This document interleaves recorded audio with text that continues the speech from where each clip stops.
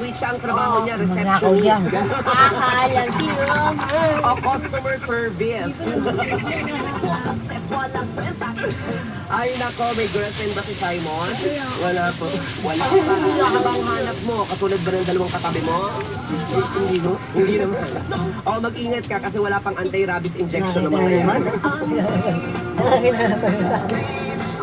Grabe si Desa. At dahil si Simon po ang pinakabata, Ah, alam niyo po, ganun na ang story ni Simon, Ano, may nag-Facebook bagay. po ako, nung nilaunch ko po ito sa Facebook na sabi ko naghahanap kami ng mga gustong marinig sa radyo, makita sa TV.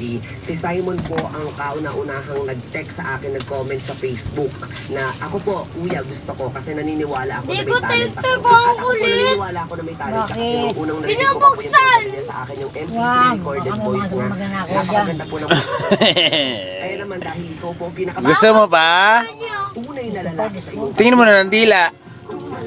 Tingin ng dila kung may laman. Hindi ko na po sa inyo ang ipinagmamalaki ng Southville International School.